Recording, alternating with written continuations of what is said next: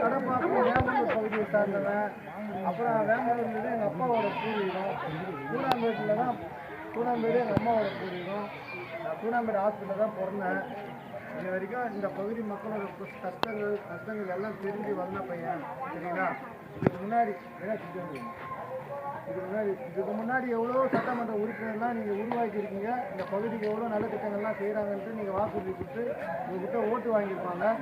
நாங்கள் அந்த மாதிரி வாக்குறுதிக்கு நாங்கள் அவங்க சொன்ன வாக்குறுதியெல்லாம் சொல்கிறதுக்காக நான் வரலமா. எங்கள் தளபதி அறிவித்த திட்டங்கள் உங்கள் கையில் கொடுத்துருக்கேன். அதில் நீங்கள் அப்புறமா படித்து பாருங்கள். படித்து பார்த்துட்டு எங்கே வைக்காதீங்க, வீட்டில் பத்திரமா மடித்து வச்சுங்க. ஏன்னா இதை நான் நிறைவேற்றி கொடுக்குறது என்னோட வேலை. சரிங்களா? இதில் கொடுத்துருக்க திட்டங்களை முழுமையாக இந்த பகுதிக்கு பூர்த்தி செய்து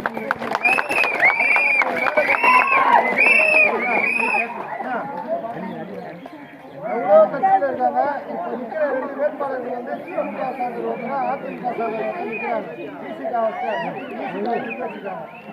அவங்க எல்லாருமே நம்ம பகுதியை சார்ந்தவங்க கிடையாது, நம்ம ஊரை சார்ந்தவங்க கிடையாது. எல்லாருமே ஒரு 300 கிலோமீட்டர் ஒருத்தருக்கும் ஒரு 150 கிலோமீட்டர் தாண்டி ஒருத்தர் நிற்கிறாங்க. ஆனால் நான் அப்படிப்பட்டவங்க கிடையாது.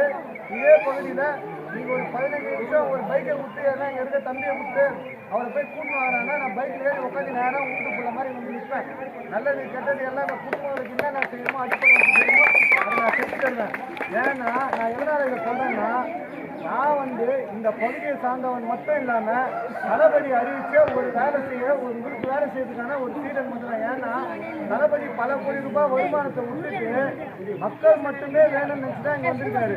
ஏன்னா அவர் நினச்சிருந்தா எப்படியோ வாழ்ந்துருக்கலாம். அவர் கூட்டணி சேர்ந்தா பல 1000 கோடி கொடுத்து அவர் கூட்டணிக்கு வர வைக்கிறது எவ்வளோ பேர் ட்ரை பண்ணாங்க.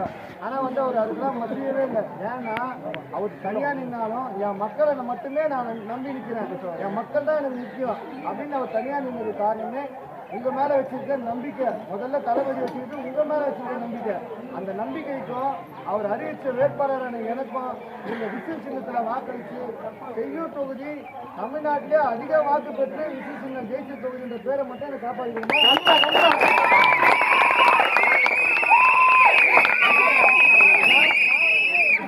நான் ஜெயிச்சிருவேன்.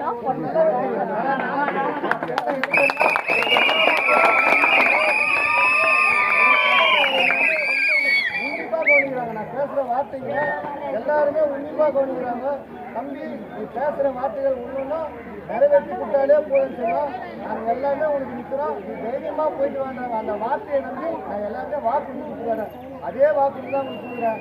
நான் மற்ற மாதிரி போய் சொல்லிட்டு ஓட்டு வாங்கிறதுக்காக மட்டும் அரசியலுக்கு வரல. நானும் அடிப்படை ஒரு விவசாய குடும்பத்தில் பிறந்து கடைசி வரைக்கும் கை சைக்கிள் வச்சு சிமெண்ட் மூட்டை ஏற்றி போட்டு தண்ணி கேனை போட்டு அடிப்பட்டு தான் நான் வளர்ந்துருக்கேன். அந்த மக்களோட வழிகள் எனக்கு தெரியும். இப்போ எல்லா வீட்லையும் எவ்வளோ தம்பிகள் இருக்காங்களோ அவங்களாம் நீங்கள் எப்படி கஷ்டப்பட்டு வளர்த்துருக்கீங்க, அவங்களுக்கு ஒரு ஆளாகி நம்ம குடும்பத்தை காப்பாற்றலாம், ஒரு புள்ளியாக வளர்த்துருக்கேன்னு நீங்கள் நினைக்கிறீங்களா? அதே மாதிரி உங்கள் குடும்பத்தில் நான் ஒரு புள்ளியாக இருந்து என் தம்பிகளுக்கும் தங்கச்சிகளுக்கும் என் அக்காவுக்கும் என்னென்ன வகையில் எந்தெந்த ஸ்கீம் செய்யணுமோ அது எல்லாமே இந்த குடும்பத்தில் நான் ஒருத்தராங்க உங்கள் எல்லாருமே செய்யறது நான் சொல்கிறேன். எல்லாருமே இதெல்லாம் மற்றவங்க என்ன சொல்லுவாங்கன்னு எனக்கு தெரியாதுமா. என் மனசில் பட்டுட்டு என் தளபதி என்ன யோசிக்கிறாரோ அவரோட தம்பியாக நான் உங்களுக்கு சொல்கிறேன். ஏன்னா நானும் ஒரு குடும்பத்தில் பிறந்திருக்கேன், ஒரு குடும்பத்தில் அக்கா தங்கச்சி கூடலாம் வாழ்ந்துருக்கேன். அந்த குடும்பம் எப்படி நடத்தணுன்றது தெரியும். வரவங்கலாம் அது வரல, இன்னைக்கு 5000 ரூபாய் 10,000 ரூபாய் அவங்ககிட்ட ஓட்டு வாங்கிக்குவான். நாளைக்கு போய் நீ அவனை நின்னா உங்களுக்கு காசு கொடுத்தானே ஓட்டு போட்டேன், சும்மா ஒன்றும் போடல. உங்களுக்கு என்ன போறியோ என் பிஏ எங்கள் ஆஃபீஸில் இருக்காரு, அவர்கிட்ட மனுவாக கொடுத்துருப்போமா, நான் பார்த்துக்கிறேன், உங்களுக்கு எல்லாமே பண்ணித்தரமா சொல்லுவான். ஆனால் அவன் செய்ய மாட்டான்.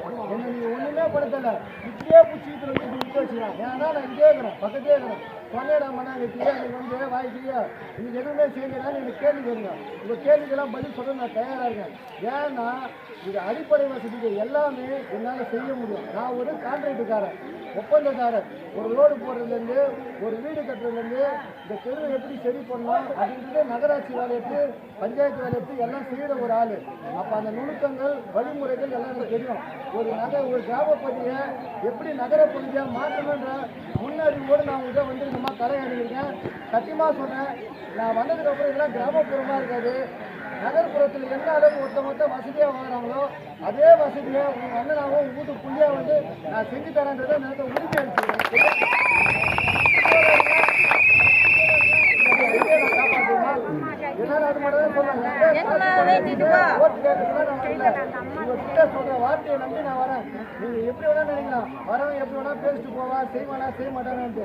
உங்க வீட்டுல ஒரு பிள்ளை எலெக்ஷன் நின்னா நீங்க எந்த அளவுக்கு என் பையன் நின்னா என் குடும்பத்தை காப்பாற்றணும், என் ஊரை காப்பாற்ற நினைக்கிறீங்களோ அதே மாதிரிதான் உங்க குடும்பத்துல ஒரு பையனா நிற்கிறேன், என்னை காப்பாற்றுங்க, என் தளபதி மேல இருக்கிற சிஎம் ஆகுறீங்கன்னா உங்களுக்கு நான் கொடுத்த வாக்குறுதிகள் அத்தனையும் நிறைவேற்றப்படுறது நான் சொல்லி நிறைவேற்ற